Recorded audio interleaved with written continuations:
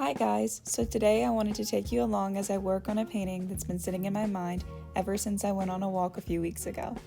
It's funny how sometimes inspiration sneaks up on you when you're not even looking for it. I was just walking through a quiet residential area, not really thinking about anything in particular, when I turned a corner and there it was. A red Mini Cooper parked under some trees and completely surrounded by flowers, like literally framed by them. It looked like something out of a storybook or maybe even a movie scene that never got filmed.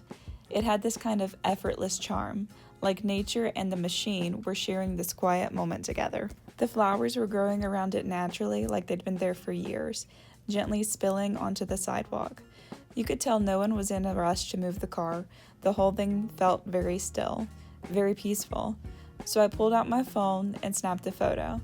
I didn't even think about it at the time. I just knew I didn't want to forget this moment. Fast forward to a few days later, I was flipping through my camera roll looking for something completely different, and that photo popped back up, and I knew right away that that is what I wanted to paint. So I set up my workspace, pulled the image into my screen, and got started.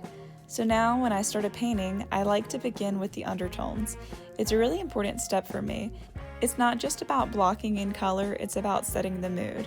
I usually start with a neutral tone for this stage, something that can peek through in small ways later and give the painting a little extra depth. In hindsight, I really wish that I would have started off with something that was slightly more cool than the orange I have. I think that contrast would have really blossomed with the warmth that I add on top. But anyway, starting with any type of underpainting for me really helps me lay down some of those loose shapes and establish their correct composition. So when I paint, I like to start with the darkest values first, and this part always feels like I'm grounding the painting. You go from this sort of vague, foggy sketch into something that has real weight. For the Mini Cooper, that meant adding in the shadows under the car, the dark areas in the wheels, the windows, and the patches beneath the trees where the sunlight didn't quite reach. I didn't go full black, I rarely ever do, but I leaned into those deep blues and earthy browns to start carving out the forms. And I was already starting to feel the structure of the car emerge. It was like watching it come to life. From there, I began working my way up through the midtones and into the lighter values, and that's where all the fun starts. That's when you start adding warmth and energy and movement. The highlight on the top of the car where the light hit the curve of the roof, that was one of my favorite parts to paint. Just a small stroke of slightly pinkish white, but it brought so much dimension to the whole thing. You could suddenly feel the sun in the scene. After the car was mostly done, I moved into the surroundings, and that's where I let myself loosen up a bit. The trees in the background were tall and leafy, but I didn't want them to distract too much from the focal point. I also omitted the building that you see in the back in the example photo. The sky itself was clear and calm blue with a little bit of clouds. Thought that it felt really joyous, but also contrasted with the car really well. But before I really get into all of that, I started working on some of the details on the car, especially towards the front or like the mouth of the car.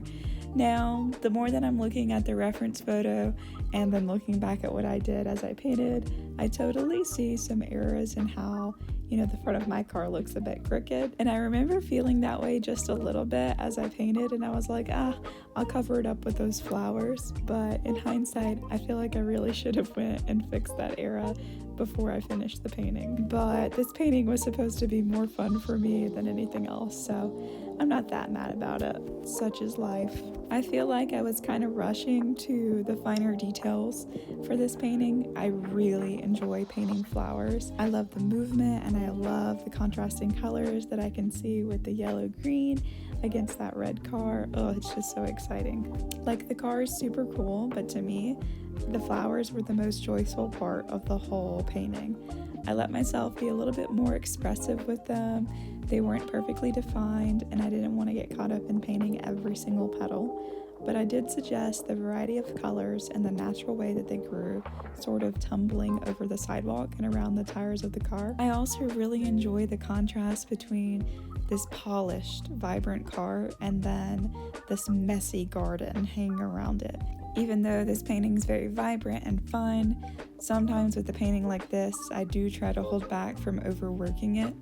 There's always this temptation to keep going, to keep adding details, refining those edges and touching up shadows. But I've learned to stop when the feeling is right, when I can look at it and still feel what I felt when I saw the real thing. For this one, it's just joy, that feeling that I get from like the quiet, whimsical stillness that you kind of find in life sometimes. Looking back at the finished piece, as well as the reference photo I took, I now realize that what really drew me into the scene wasn't just the cool car or the pretty flowers. It was the pause they represented, the way that life just paused in the little corner of this world. It just reminded me that there's no urgency or rush to change every day. Sometimes you really just need to stand still and be. And that's what I wanted to capture. Not just what I thought I saw, but what I felt.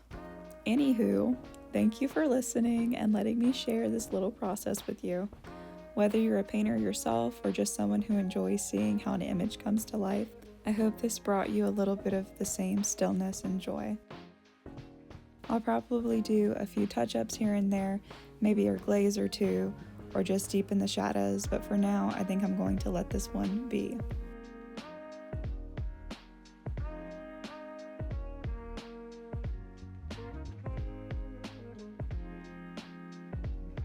And after all my jabbering, here's the final piece. Thanks for watching.